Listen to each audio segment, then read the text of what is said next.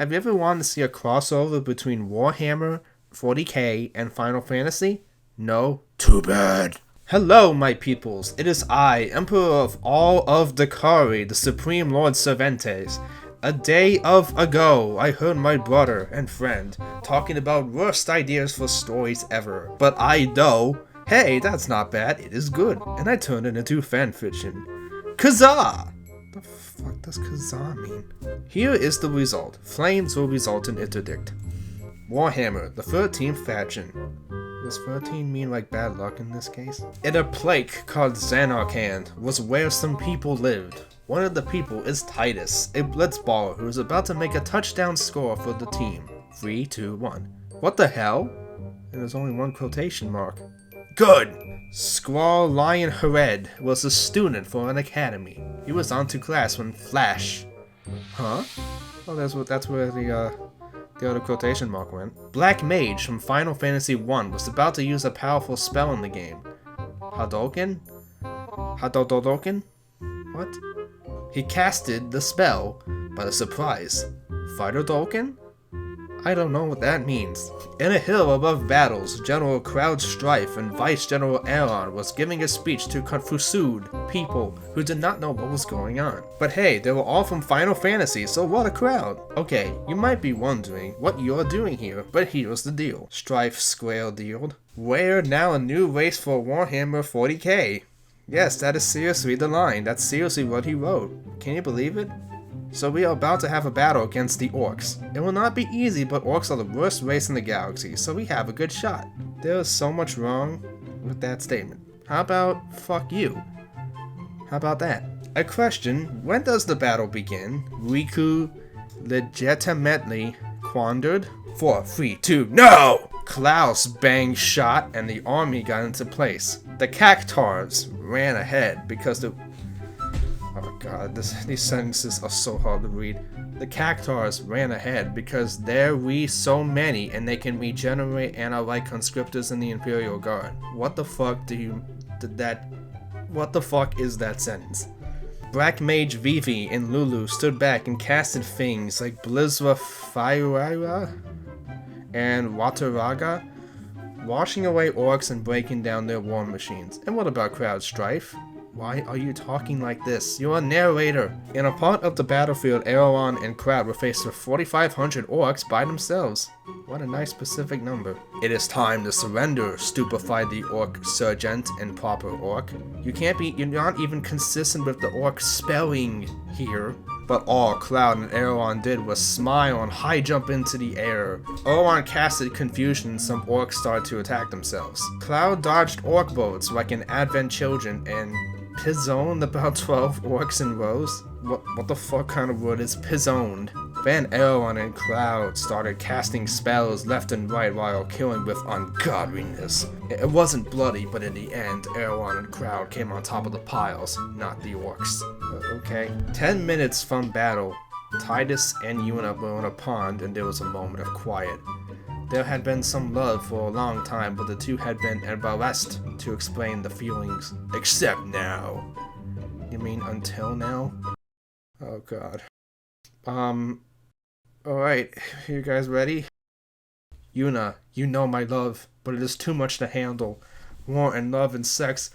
What is the ideal of a man? A true man in the times of hard and kill. A time of folly. Oh, darling, am I a man or not to be? The fuck did I just read? Titus Shakespeare quoted before crying in the arms of his girlfriend. Titus, it is not to be fret. There will always be a man inside. You just must find in your heart. The song Streets reaffirmed in song. What song? What song?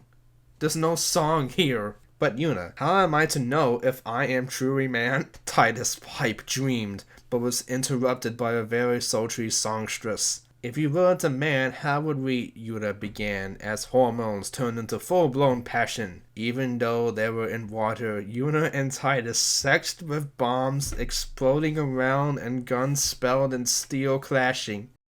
Uh-huh. Yeah. If you guys need to take a moment to vomit, go for it.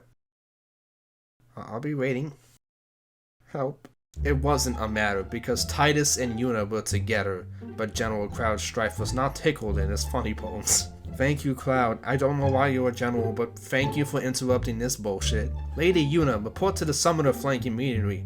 Titus, come with me this instance and fight in the front lines for your sinnings, the general bitch snapped. Fuck you, Cloud Strife. Titus smarted off to a commander out of place.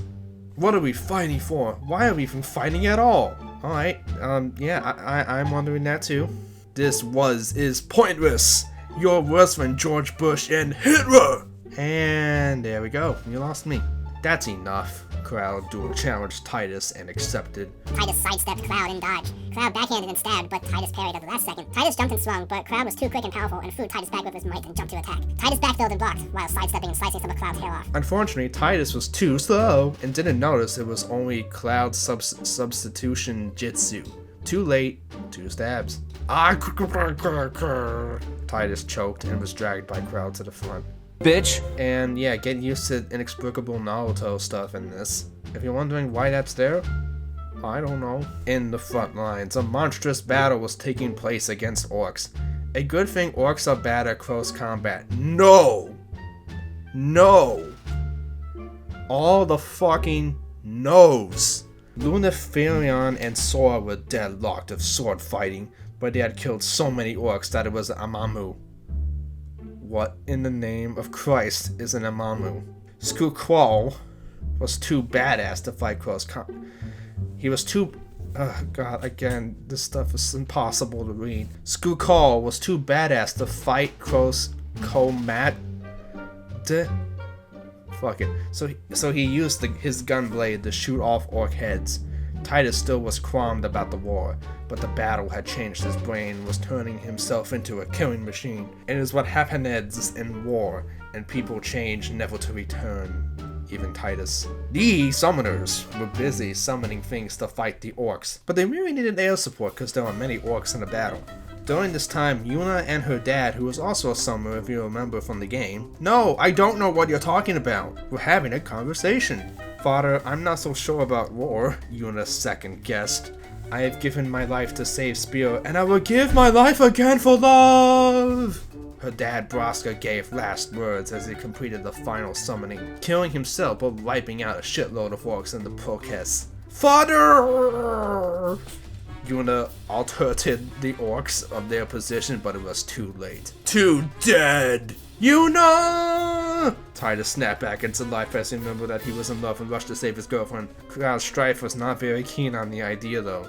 Titus, you must stay on the front lines and die for your country! Cloud commanded. Fuck it. But Titus had other plans. I will choose what to die for, Strife, and I die for love. Titus escaped with ninja magic, lobbing a smiling, knowing Cloud Strife fighting orcs. Smells like Teen Spirit, was Cloud's last words as he piked an orc in the stomach. Why? Why did you say that? Why the fuck did you just randomly bring up Nirvana lyrics? Squall was continuing the gun assault, but there were problems unseen. Squall came face to face with his brother, who was a chaos demon named Laguna.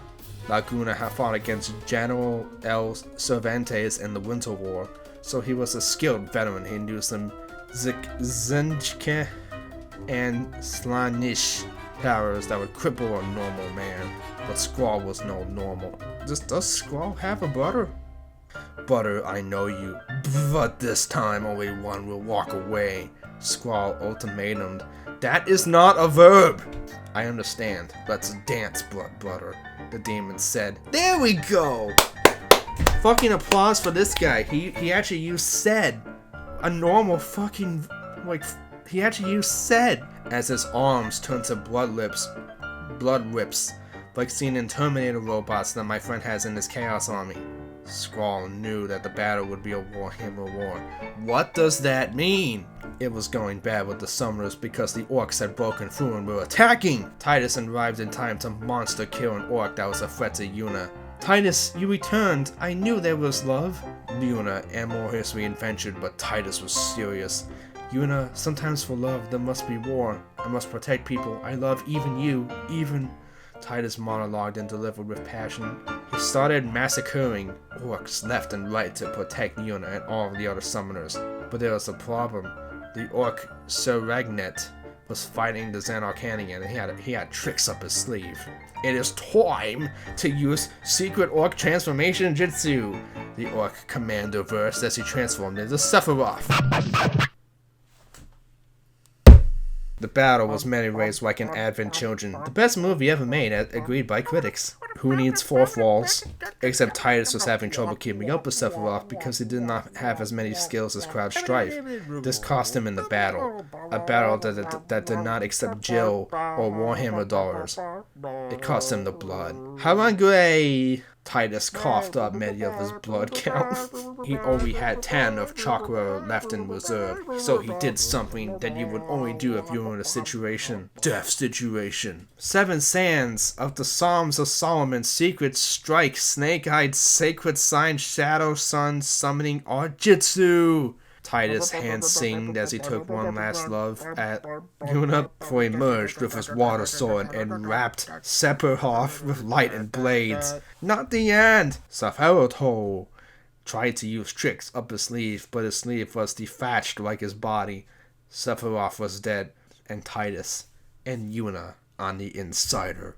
Above the skies, Amel Cid had finally arrived with airship fleets, but was far too late in the battle by the time. General Cloud Strife led Elrond to ground command and used this flash step Judas to have a meeting with the Amel on the Dreadnought. General Strife, with the situation, I believe there was only one option left for victory. The Amel unidoctrined as Strife's head dropped in shame.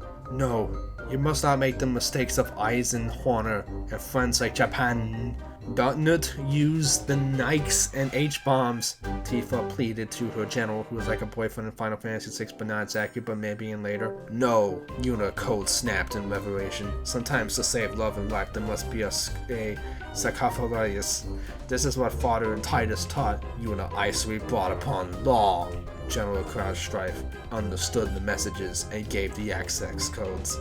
A codex is to all that are keen. To Amel Cid, 3, 2, 1. Endgame. General Strife last looked at the battlefield as the flashes flashed. Bombs drop, clocks stop, emotions drop when we reach the tops, but time stands still for you. You know, I'm assuming that these are song lyrics. I refuse to read these, so fuck off. But what about Necrons? Okay guys, you might be confused by the last line, but it's actually set up for a sequel, which hey, just might happen. No! That is not how you... No, but just so it's known by everyone, Cert Ventes is back, and he can't actually spell his name. Cervantes is back, in style. Until next time, my legals, stay loyal to the cause and keep the R&R. Whatever the fuck that means. Alright, seriously though, that's the end of this abomination. If you managed to stick around for this long, congratulations. I just want to give a shout out to Karl the Deranged and the Fresh Sorcerer, whose format I basically kind of was heavily inspired from. I kind of made this as a tribute to the Fresh Tales of the Crypt stuff, especially since they're not really planning on making any more of those. And yeah, to those who have actually seen the second episode, this is actually from the same guy. And yes, this guy did make a sequel, and it's basically the Final Fantasy characters fighting Republicans. If people actually like this video and want to see more, maybe I'll do that too, after I have consumed enough brain bleach. Thanks for watching, bye.